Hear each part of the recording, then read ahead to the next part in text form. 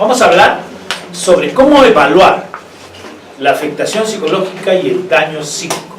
Y luego vamos a ver una práctica con los informes que se le ha presentado y vamos a determinar en qué consiste y cómo se redacta una afectación psicológica y el daño psíquico en casos de violencia en general.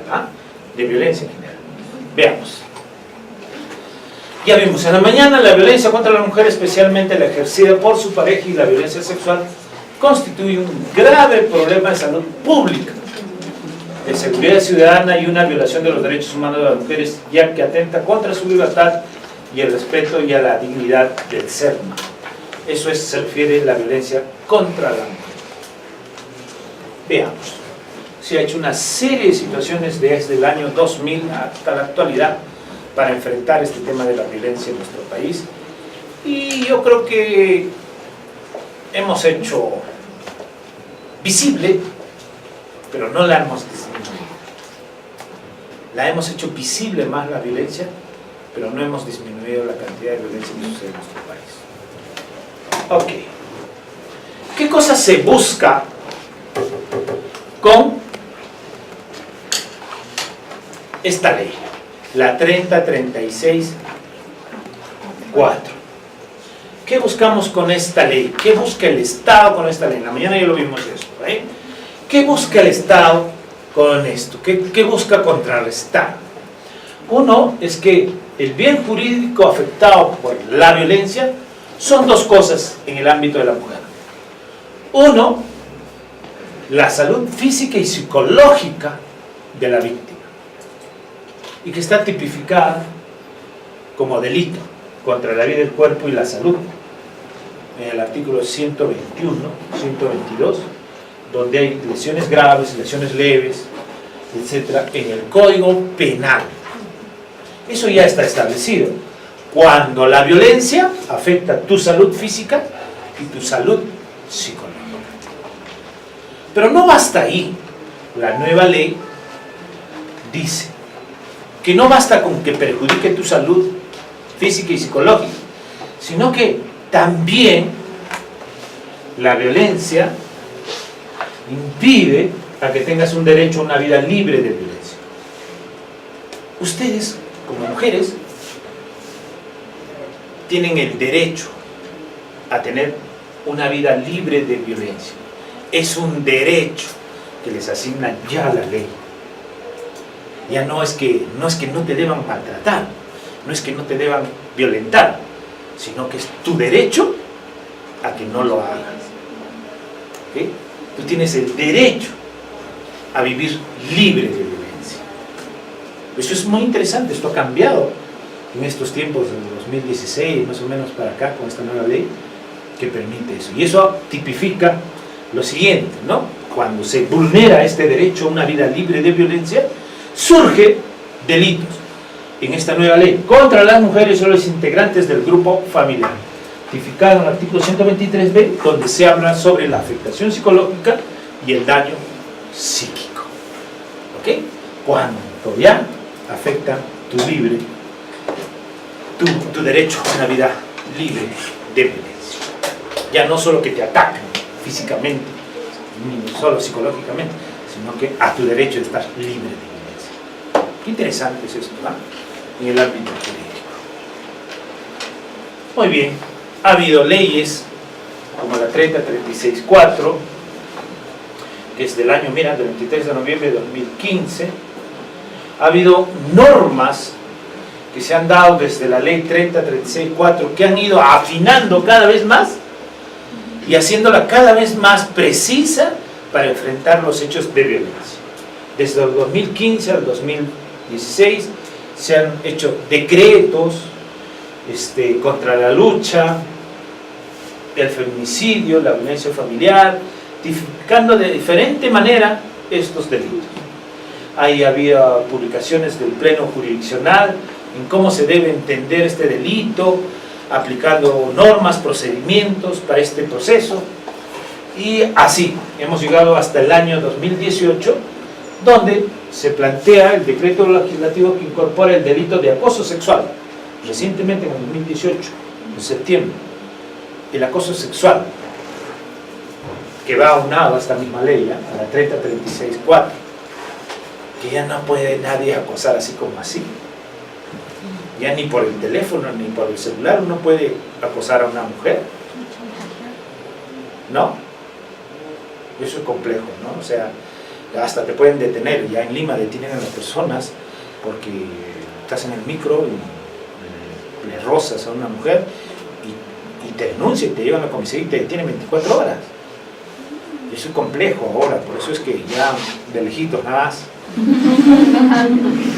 Sí, ¿por qué se ha hecho eso? Se ha hecho eso porque queremos enfrentar la violencia de manera directa, ¿no? Disminuirla, pero no hemos podido hasta ahora hacerlo tan significativamente. Pero ese es el objetivo de esta ley. ¿Ok? Ya estamos aquí. Esto va a traer problemas y nos ha traído muchos problemas recientemente, esta nueva ley de acoso. ¿Okay? Hay mucho allá, como hay tren, hay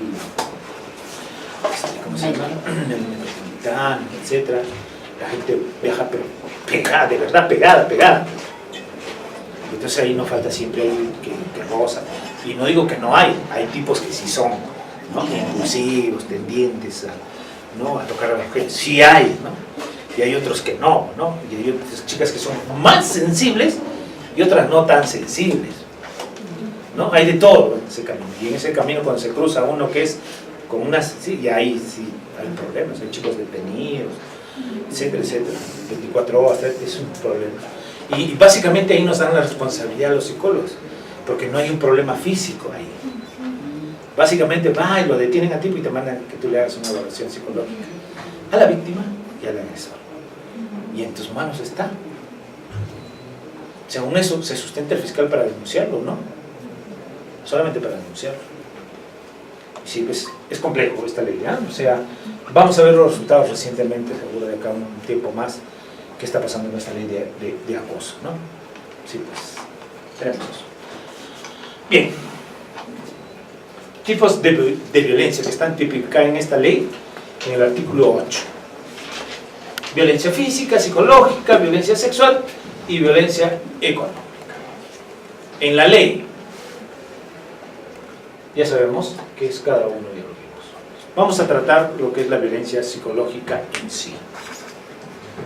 ¿Okay? Que es lo que nos interesa, que es aquello que vamos a trabajar directamente.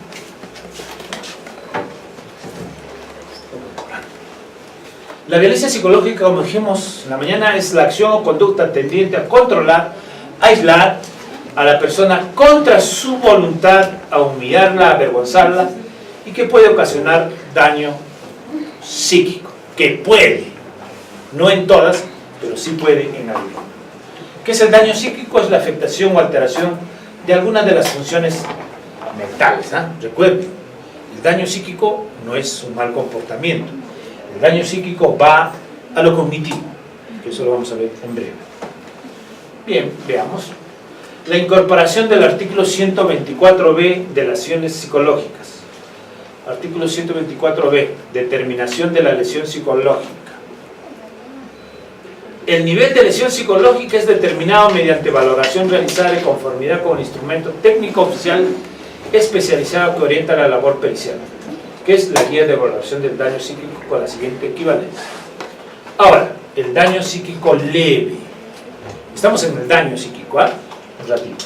Daño psíquico leve, se considera falta por lesiones leves que te dan días multas. No vas preso, pero vas por días multas, te sancionan. Luego viene el daño psíquico moderado, que es un delito por lesiones leves, que está tipificado con una pena de 2 a 5 años de pena privativa de libertad, por dañar psíquicamente a una víctima.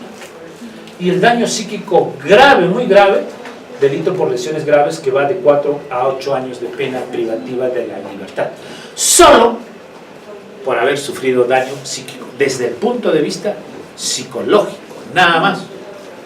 Antes no había esa tipificación en nuestro medio, hasta hace poco, ¿no? Hasta el 2016, no había eso en nuestro país. O sea, te podrían insultar, vejar, humillar, decir muchas cosas y nadie podía probar que tú estás afectada, tú estás dañada. tú podías hacer reacción ansiosa situacional, todo lo que encontrabas en el DSM, en el CIE 10, pero eso no tenía la repercusión legal que necesitaban los jueces para sancionar, enfrentar la violencia. En cambio, ahora sí ya está identificada en cómo vamos a enfrentar la violencia, cómo medir la violencia en este proceso. Muy bien. ¿Cuáles son los órganos de apoyo del sistema de justicia?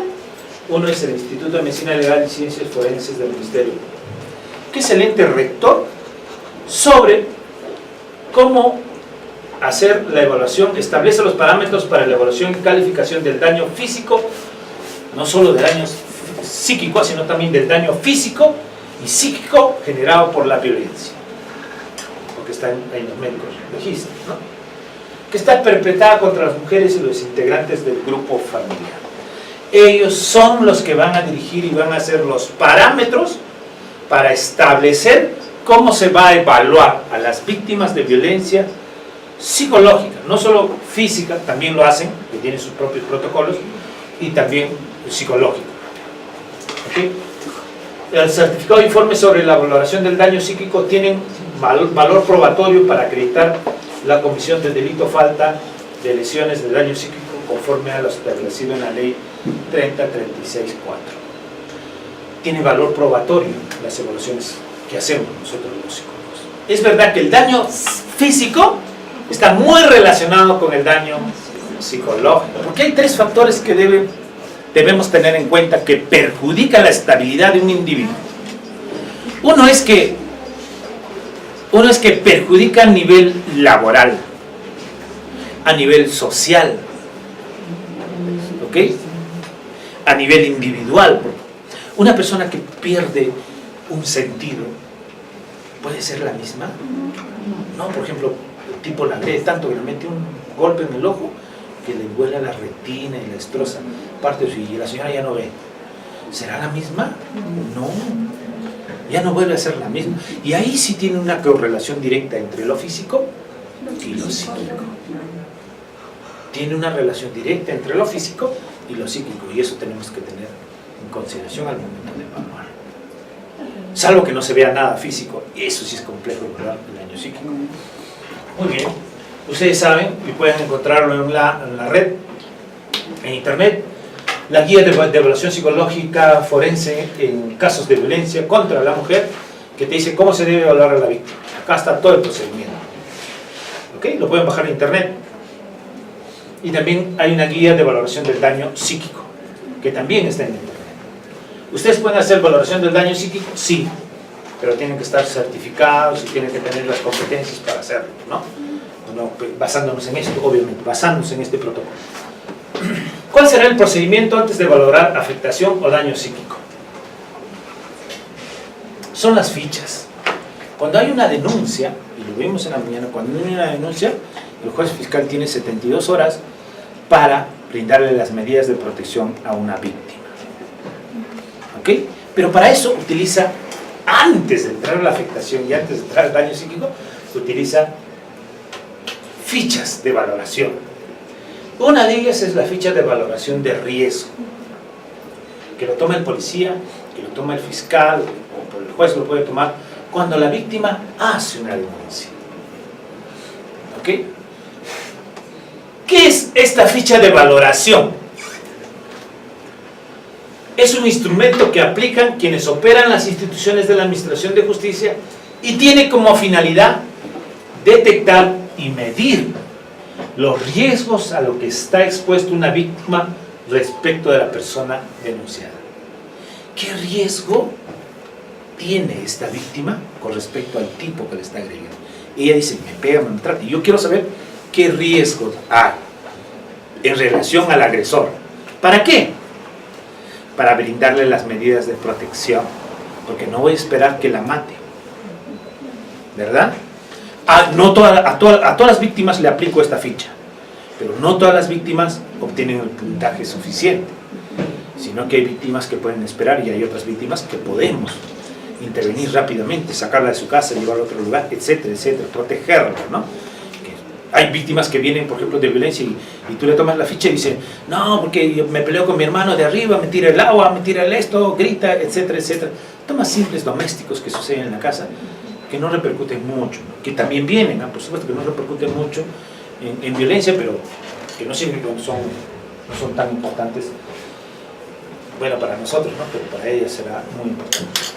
Ok, ¿y cómo se hace esto de la ficha de valoración? Para terminar, estas son las preguntas, son 19 ítems y cada uno tiene su propio puntaje. Por ejemplo, para ver la violencia psicológica, física y sexual que está la lista. Uno de ellos es el puesto de denuncia por anteriores hechos de violencia. Si pones sí, vale 2 puntos y no, vale 0. ¿Ok? Sí, vale 2 puntos y vale 0. Y acabas poniendo 2 puntos, etc. Y continúa. ¿Con qué frecuencia su pareja o expareja le agredió física o psicológicamente en el último año? Y tú pones no, 0, sí, una vez mensual, 2. Diario, 3 puntos, vale, vas poniendo 3. Y así sucesivamente vas analizando hasta que llegues al punto final, donde tú vas a determinar. Tiene riesgo leve, si es de 0 a 12, tiene riesgo moderado de 13 a 21, tiene riesgo severo de 22 a 44, que es riesgo severo, y hay que darle las medidas de protección, pero ahí hay algo especial aquí. Dice, si marcó la pregunta 4, la alternativa 4, iniciando nada más, que dice, con riesgo de muerte, requirió hospitalización porque hubo estrangulamiento, envenenamiento, desbarrancamiento, lesiones con compromiso de zonas vitales, etc., se considera de frente como riesgo severo, y marco riesgo severo, y inmediatamente le van a dar sus medidas de protección. ¿Dónde está eso? Está aquí, en la pregunta 4, dice, ¿qué tipo de lesiones le causaron las agresiones físicas recibidas en este último año? Eso es muy interesante, y ustedes se van a dar cuenta. No, sí, la otra vez en mayo me agarró a golpes que me fui al hospital, estuve un día del hospital porque no podía respirar, etcétera, etcétera. Y yo le dije al doctor que me había caído, que tuve problemas. Él no me creyó, pero como yo le dije que no, porque mi esposo me había dicho que vamos a arreglar, que ya no vamos a tener dificultades, que me pidió perdón llorando, etc. Por eso es que no hice la denuncia. Y luego, la otra, ¿qué pasó? No, también eso me pegó, me golpeó, etc. Tengo una cicatriz aquí, me tuvieron que coser, yo le dije al doctor que tuve un accidente en la moto, etc. Cuando dice esto, esa persona es que tiene un riesgo de muerte, de verdad, es un riesgo. ¿Ha requerido hospitalizaciones? Sí. Entonces yo inmediatamente marco 3, y solamente por el hecho de responder esa pregunta yo puedo considerarlo como riesgo severo. Si no, tengo que sumar, que igual me podría llegar a 22 o 44, y lo considero como riesgo severo. Esa es la primera ficha que hacen los policías, los fiscales, cuando reciben la primera denuncia de violencia. ¿Ok? Eso les ayuda a los jueces y fiscales para brindarles las medidas de protección. Todavía no entramos nosotros ahí. Solamente le dan las medidas de protección. Es interesante, ¿verdad? Ahora enfrentamos directamente la violencia. Pero aún así no hemos reducido la violencia. Dios santo. Veamos. Pero no solo basta esto de las fichas de riesgo, sino también hay una ficha de valoración de riesgo de mujeres, que son los factores de vulnerabilidad de una víctima. ¿Cómo así? Para poder determinar qué tan vulnerable es esta víctima, porque podrá tener riesgo severo, pero también queremos saber qué tan vulnerable es esta víctima con respecto a la convivencia, a la vida que tiene en su entorno. Uno de ellos es, por ejemplo, en la violencia económica. ¿Depende económicamente de su pareja? Es interesante, sí. Porque es una persona vulnerable, que hay, el poder depende de otra persona, el poder del otro tipo sobre ella. Si vamos más allá, por ejemplo, discapacidad. Si esta chica está embarazada, por ejemplo, ¿es vulnerable o no? Sí. Por supuesto, si marca ¿está embarazada? Sí. Esto nos ayuda a determinar qué es vulnerable, si la persona tiene una discapacidad, si una persona es quechohablante, etc. Son situaciones que permiten entender que esta víctima es vulnerable. Ok, vamos a ver la evaluación forense de la afectación psicológica en casos de violencia familiar. Y hay tres cosas que debemos saber. Saber qué es la violencia, qué es el maltrato y qué es el conflicto, antes de entrar a la afectación psicológica. Porque hay mucha diferencia entre qué es un maltrato y qué es un conflicto, que está tipificado también en nuestra ley, en la 3036.4. Habla de maltrato y del conflicto. Sabemos qué es la violencia, es uso deliberado de la fuerza física, ¿no? Que lo dice la Organización Mundial de la Salud. Hay definiciones que plantea la Comisión Interamericana de Derechos Humanos que dice que la violencia es una manifestación de relaciones de poder asimétricas. Eso también es verdad. La Cuarta Conferencia Mundial sobre la Mujer en Beijing también habla que es uno de los mecanismos sociales fundamentales mediante los que se coloca a la mujer en una posición de subordinación. Eso es verdad con respecto al tema de lo que es la violencia. Bueno, más que nadie, ustedes como mujeres deberían saber qué es la violencia y cómo enfrentarla. Pero acá viene lo interesante, para hacer nuestros informes. ¿Qué es el maltrato? Dice la ley. Las primeras definiciones de malos tratos se referían a las necesidades no atendidas de una persona, sobre todo que se encuentra bajo el cuidado de una persona adulta. Maltratar a un niño, maltratar a un adulto, por ejemplo. ¿Qué significa el maltrato? Son aquellas situaciones no accidentales en las cuales una persona sufre daños físicos, deprivación de sus necesidades básicas o daño psíquico como resultado de un acto u una omisión por parte de quienes deben cuidar. ¿Qué será eso qué será esa omisión de parte de los que deben cuidar? No le hacen daño, o sea, no van directamente a violentarlos, ¿no?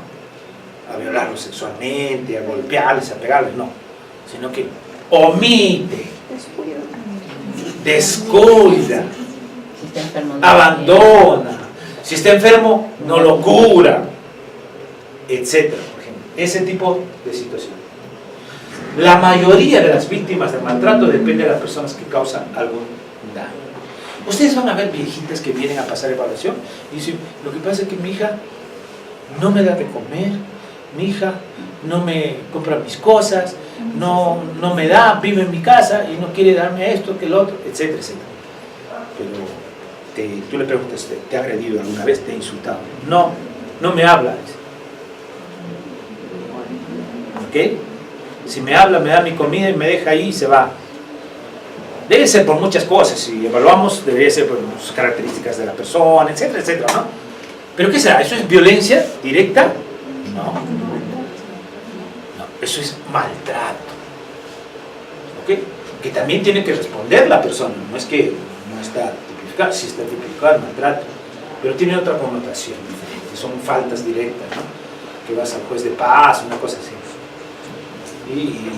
Y pueden obligarte a que la trates bien, la trates mejor, etc. Pero esto es interesante evaluar como maltrato. Que sucede en muchas víctimas, que les va a pasar, ¿eh? Hay niños que también denuncian a sus padres. Muy bien. ¿Qué es el conflicto? También van a venir muchas personas tratando de disfrazar lo que es la violencia con el conflicto y el conflicto con la violencia. Aparecen cuando existen desacuerdos en relación de la pareja y son base de los malos entendidos y suelen ser los causantes de la insatisfacción, frustración y debilitamiento y hasta la pérdida de la pareja si no están bien resueltos. ¿Qué será esos conflictos?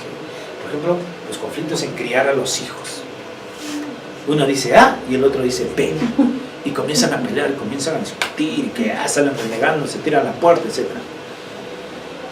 ¿Es un acto propio de la violencia que tiene ella con él? No. ¿Es un hecho de violencia directo contra ella porque yo te odio porque eres mujer? ¿O porque quiero tener poder sobre ti, etc.? No, son desacuerdos propios de la convivencia que resulta como consecuencia de tener hijos, de tener responsabilidades, de situaciones propias de la casa, etc., ¿no? Que suceden, ¿eh? Que suceden. A eso se llama conflictos. Y de verdad sucede muchísimo eso. Y hay personas que confunden hechos de violencia con conflictos. ¿Ok? Se confunde muchísimo eso. Y hay que tratar de evitarlos. Tratar de distinguir qué es un hecho de violencia. Para eso ya hablamos de la definición de violencia. Sabemos qué es violencia. Ahora ya sabemos qué es conflicto, qué es maltrato. Pues si no tenemos dificultades al momento de observar que se siente alguien y me cuente sus problemas. Entonces yo confundo entre lo que es maltrato, lo que es conflicto y lo que es violencia. Y no debo hacerlo. Ok. Dice que existen otras fuentes de conflictos que tienen como base aspectos más profundos propios de la pareja, y estos son los que sí pueden generar problemas más graves.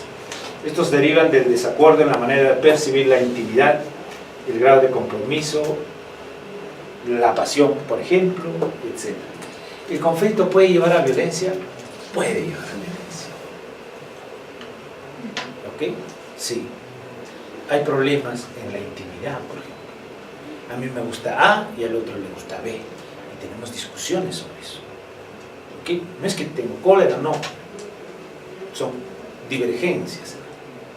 A mí me gusta A y a ti te gusta B. Entonces, llega un momento en que, por estar en muchos conflictos, llega a un proceso de violencia.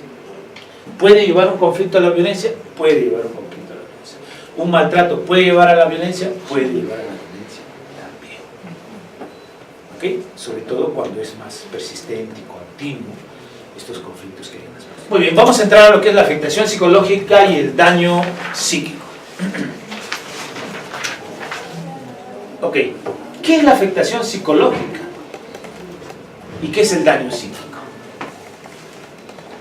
Y esto grábense bien los que van a trabajar en el ámbito familiar. La afectación psicológica y el daño psíquico no es un diagnóstico clínico. Ojo, sabemos que el diagnóstico clínico es un conjunto de signos y síntomas por el cual se identifica una enfermedad mental. Es un juicio clínico sobre el estado del paciente para poder realizar una intervención o tratamiento terapéutico. Eso no es la afectación psicológica o el daño psíquico. ¿Ok? ¿Qué es entonces? Es la tipificación jurídica que está basada en el artículo 124 de nuestro Código Penal del daño psicológico existente después de un hecho violento. Es la explicación jurídica, legal, de un hecho violento que tiene como consecuencia el daño a una persona, obviamente el daño psíquico. Eso es la explicación, con lo cual se prueba la existencia del delito, que es la violencia psicológica. ¿Ok? En algunos casos este daño puede ser afectación psicológica, puede remitir con el tiempo, o sea, puede pasar con el tiempo. Yo tengo un daño, un trauma, me sucede algo a mí y esto puede remitir con el tiempo, puede pasar. Sí, puede pasar en un día, 2 días, 3 días, 4 días, 5 días.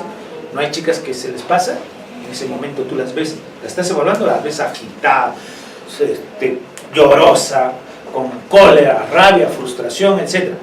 Pasa una semana y está más tranquila. Y hay algunas que al día siguiente nada más están más sentidas, están arrepentidas, están pensando ¿por qué? Mejor no hubiera hecho esto. Ay, que yo soy una loca, que esto, que lo otro. Hay chicas así, como hay chicas que no. Y hay chicas que les sucede un evento traumático y les sucede todo el tiempo, 1 año, 2 años, pueden llegar hasta 3, 4 años de sufrimiento, ¿sí? Y eso se convierte en daño psíquico. Vamos a ver, ¿eh? El apoyo social, un tratamiento psicoimportante. Por el otro lado, el daño psíquico, que vendría a ser las secuelas emocionales que persisten en la persona de forma crónica como consecuencia del suceso sufrido. Vamos a ver cómo es que se forma la afectación psicológica en las víctimas. Vamos a explicar cómo se presenta la afectación psicológica. Y es bueno aprender esto para poder diagnosticar, para podernos. Miren aquí, ¿ah? Presten atención, no tomen fotos, miren, después ya toman fotos. Hay un acontecimiento estresante, que puede ser agresión física de su esposo, psicológicas, insultos, peleas, no sé, una serie de situaciones que son estresantes. ¿Ok? Existe eso y se presenta en una víctima. Se dice que las víctimas y todos nosotros tenemos una barrera de protección emocional ante situaciones estresantes en nuestra vida. Todos tenemos una barrera de protección. Unos tenemos un poco más chico, uno más grande, otros más fuertes, más sólidos. No todos somos iguales ante los eventos estresantes, ¿verdad? ¿O sí somos iguales? No somos iguales. Unos son más tolerantes, otros son menos tolerantes a situaciones estresantes de nuestra vida. ¿Eso está claro? ¿Verdad? Pero ¿cómo es que algunos tienen mucho más tolerancia y otros no a protegerse sobre eventos traumáticos en su vida? ¿Cómo es que se forma esta barrera de protección emocional? Se forma de la siguiente manera y está diseñada por lo siguiente. Uno, por las características de personalidad de cada una de las personas. No es lo mismo ser dependiente a ser histriónica, por ejemplo, o a ser antisocial, a tener un estilo antisocial de la personalidad. No es lo mismo. Es muy importante la característica de personalidad de las víctimas. Otra característica que forma esta barrera es nuestros rasgos biológicos. Eso es verdad. Así como algunos tenemos la capacidad para hacer ejercicios, otros no, otros tienen la capacidad para, no sé, para correr, resistir mucho, otros no, etc. Nuestros rasgos biológicos también influyen muchísimo en nuestra capacidad de tolerancia, de ser más firmes, más rígidos, tener voz más fuerte, ser más expresivos o ser más lentos, tener una voz bajita, etc. Todo eso influye en el proceso. Lo otro son las experiencias pasadas. ¿Por qué influye en cómo se forma mi barrera de protección? Mis experiencias pasadas. ¿Influirá? Sí, todo lo que he vivido de pequeño. Mis fobias, mis temores, mis agresiones, ¿okay? Mis traumas, mis miedos, mis culpas, forman mi barrera de protección emocional. No significa que porque he sufrido mucho o porque he sido violentado voy a tener una barrera mucho más fuerte. Ya tienes experiencia sufriendo, entonces eres más fuerte. No necesariamente podrías tener menos tolerancia y eres más factible de entrar al proceso. Podría suceder. ¿Ok? Otro es el apoyo recibido, que eso es básico en un hecho de violencia. Se rompe la estructura cuando uno sabe que no tiene nada a su alrededor. Cuando no tiene hermano, hermana, tío, primo, ¿sí? Uno se siente más débil, se siente, ¿y ahora qué hago? ¿Qué sucede? Se destructura su estado emocional. Es mucho más factible. Todo esto se une, obviamente, ¿no? Para quebrar nuestra barrera de protección emocional. Pero si yo sé que tengo papá, sé que tengo a mi hermano, hasta me pongo más firme, ¿verdad? Si yo sé que tengo a mi papá que vive acostado, mi hermano, mis hermanos, mi familia, que encima son confrontacionales, yo tengo más posibilidades, y yo entiendo, yo sé eso, yo comprendo eso, y soy mucho más sólido, ¿okay? Para poder enfrentar. Es muy importante el apoyo que uno recibe. A que no tengo nada, por más que yo sea fuerte, yo sé, me pongo a pensar, analizo y digo, estoy sola, ¿qué voy a hacer? Y esto y lo otro, y eso influye muchísimo en que pueda traspasar mi barrera de protección emocional. Y también mi historia familiar. Mi historia familiar determina también si es proclive yo a que se rompa mi verdadera emocional. ¿Cómo así mi historia familiar? ¿De dónde provengo yo? Provengo de una familia que toda la vida ha vivido en violencia. Provengo de una familia que se dedica al alcoholismo. Provengo de una familia que se dedica a hacer fiesta todos los fines de semana. Provengo de una familia de puros profesionales que son más analíticos, que son más dedicados a otro tipo. Pero, no sé, provengo de una familia que yo nunca conocí a mi padre. No conozco a mi madre, siempre viví con mi abuela. Es decir, la historia de mi familia también construye mi barrera de protección emocional. ¿No han visto chicas y chicos que cuando tú le hablas de su familia comienzan a balbucear? Porque han sufrido mucho, porque su familia representa mucho para ellos, o porque están lejos o porque están cercas. Cuando uno toca la vida personal de la familia, es muy afectante para muchos de ellos. No para todos, ¿no? Para muchos de ellos. Y lo otro vienen los estilos de afrontamiento. ¿Qué serán los estilos de afrontamiento? Y eso es propio de las personas, de cada uno. ¿Ah? Ante un evento traumático no todos reaccionamos igual. Todos tenemos un nivel de afrontamiento diferente. Hay gente que se calla, se enrolla y recibe el golpe. Hay otros que ve que está viniendo, ¡pum! Se va. Eso es afrontamiento de esta situación. Los hombres somos diferentes en los niveles de afrontamiento. O no reaccionamos o reaccionamos, pero no estamos en medias tintas, ¿verdad? Cada mujer tiene unas diversas formas de enfrentar las cosas, ¿verdad? Hasta para comprar, para hacer cosas tiene un nivel. Un hombre va a comprar, ve el pantalón, compra y se va. Pero las chicas suben al sexto piso, regresan de todo el sexto piso y por último no pueden comprar nada y se van. ¿Verdad? Es el nivel de afrontamiento que tienen las chicas con respecto a cómo van a enfrentar la violencia en ese momento. Eso también forma tu barrera de protección.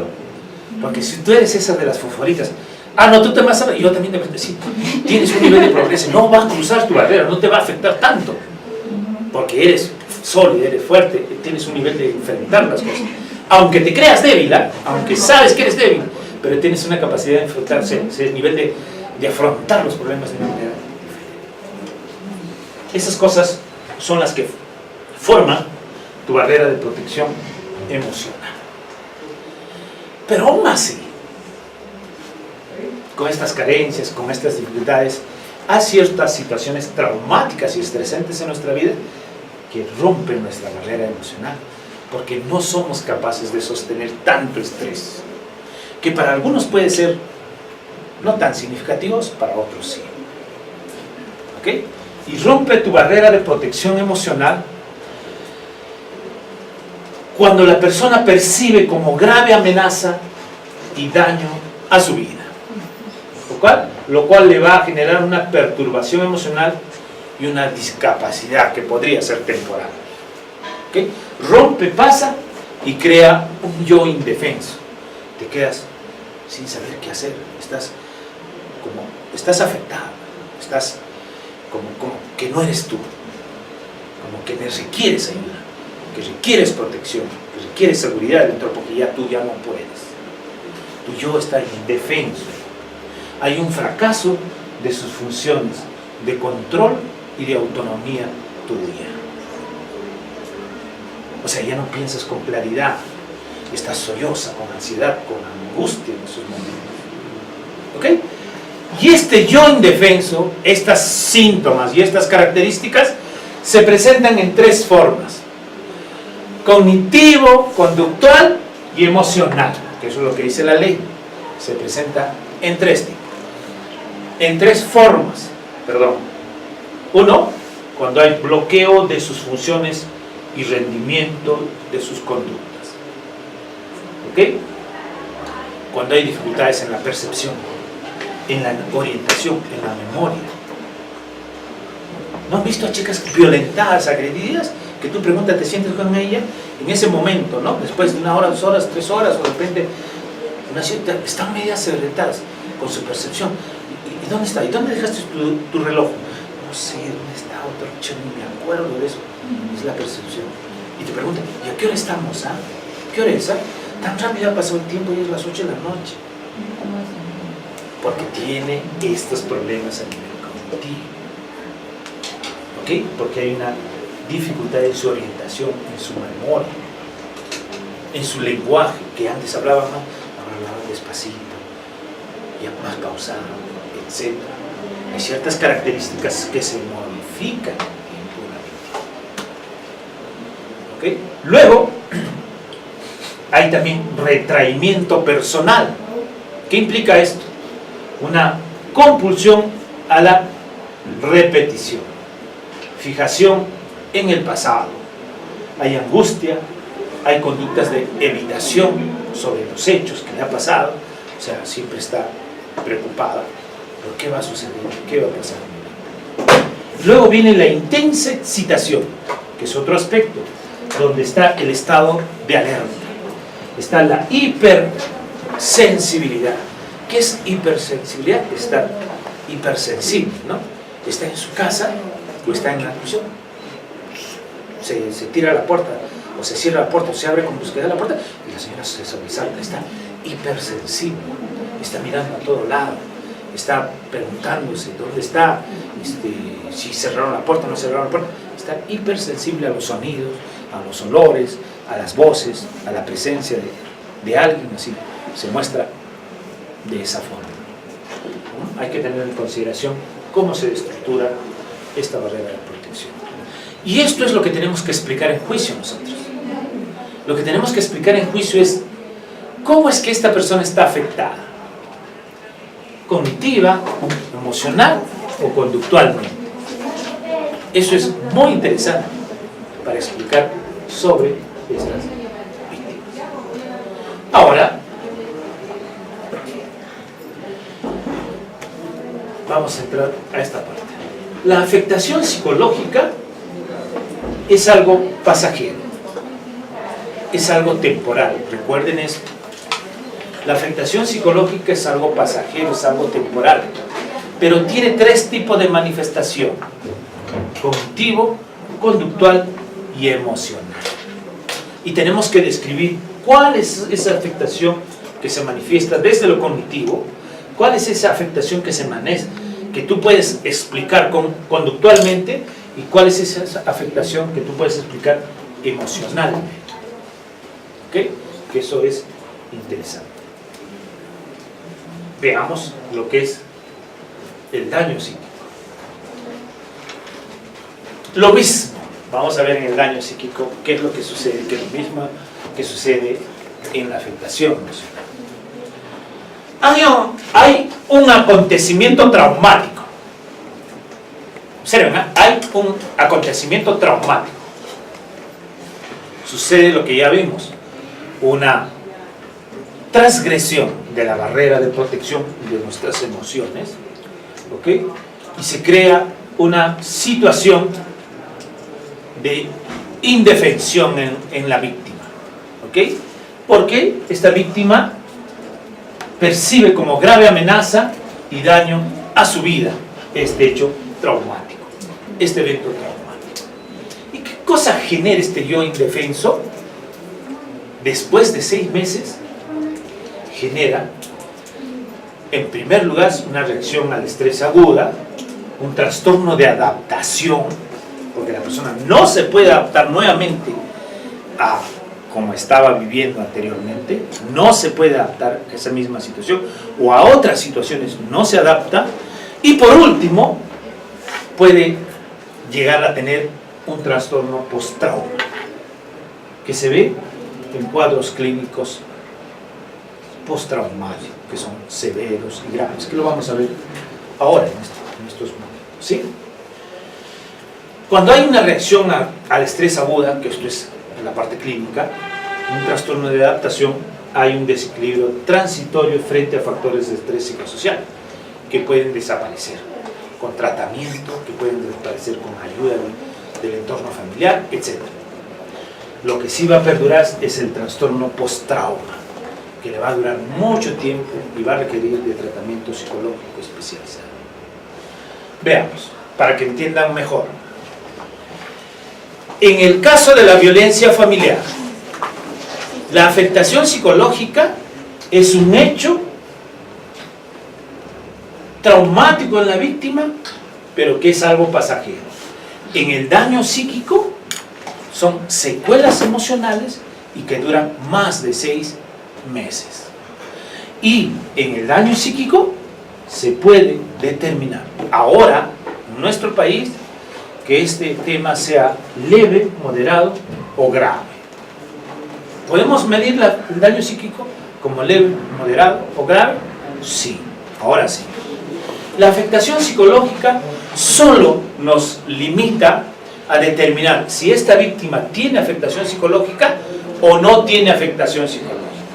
Y debemos explicar si esta víctima tiene una afectación de tipo cognitivo, conductual o emocional. O en todo caso, describir cuáles son esas características cognitivas, conductuales o emocionales de esta afectación.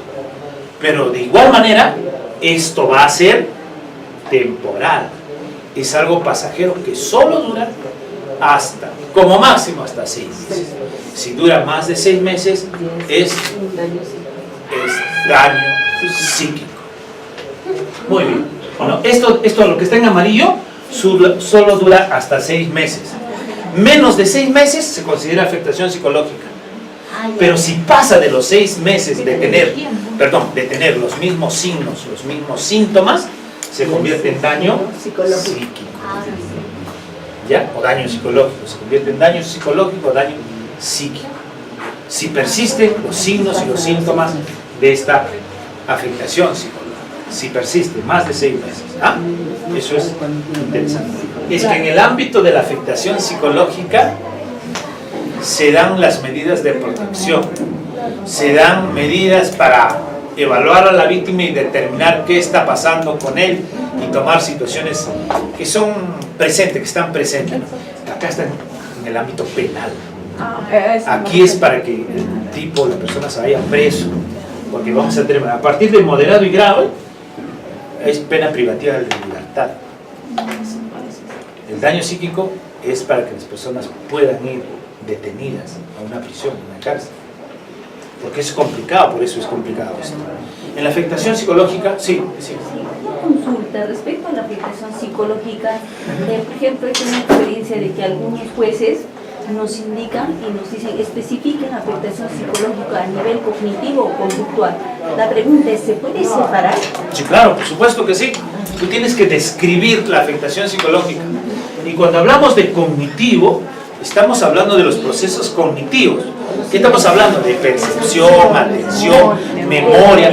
Si eso está afectado. Si eso ¿Eso no da lugar a una conductual? Por ejemplo, el hecho de que yo tenga miedo y escapo, o tengo algún No, eso es otra cosa. Por eso hay que separar las cosas. Y lo que busca los jueces y los fiscales es precisar dónde hay más, digamos, muestra de los signos y síntomas. En lo cognitivo, en lo conductual o en lo emocional. Si es en lo cognitivo, es muy probable que esto va a perdurar hasta daño psíquico. Si es cognitivo. Si es en conductual, es probable que remita en el tiempo. Y también emocional, remita en el tiempo. Lo emocional es, pues, en ese momento cuando estás preocupada, angustiada, en ese momento te ha pegado, te ha golpeado, estás con cólera, rabia, tú ves que está llorando, está agitada. Pasa 24 horas, se resiste. Baja su tensión, pasa una semana, está más sola y se olvidó. Pasa un mes, ya está más tranquila, relajada. Pasa 2 meses, ya tiene otra pareja, ya tiene otra vinculación. Y lo emocional, pero si tuviera un problema cognitivo, a nivel de percepción, a nivel de memoria, eso sí perdura en el tiempo, niñas, ¿sabes? Eso sí perdura en el tiempo. ¿Por qué? Porque no soy capaz de orientarme, porque mi memoria me trae flashbacks constantes, ¿no? Y me hacen recordar a cada rato, pero es mi memoria la que me hace esos recuerdos y me afecta más, y me hace vivir constantemente, me hace revivir esos hechos violentos. Pero mi memoria me trae, me hace pesadillas, sueños sobre eso. La memoria influye muchísimo. La memoria tiene una significación muy importante. en la afectación. La memoria es fundamental. Si no tuviéramos la memoria que tenemos, no nos afectaríamos, ¿eh? Porque para pasado mañana nos olvidamos de todo. ¿Qué? ¿De qué estás hablando? Nada. Pero la memoria es la que nos hace volver nuevamente. Y nuevamente, y nuevamente, y nuevamente. La memoria juega un papel muy importante. ¿Ok? En cambio, lo emocional puede repetir, lo conductual también puede repetir. Ojo, que no estoy diciendo que estas cosas son separadas. No estoy diciendo eso. Tienen una vinculación, obviamente, tienen una vinculación. No somos puro emocional, somos puro conductual. Tienen una vinculación, sino que los signos y los síntomas se presentan en uno más y menos en otro. A eso se refiere. ¿Ok? Por eso es que se presenta esto. Cuando se presenta más en lo cognitivo, es más complejo. Es más complejo en lo cognitivo. ¿Ok?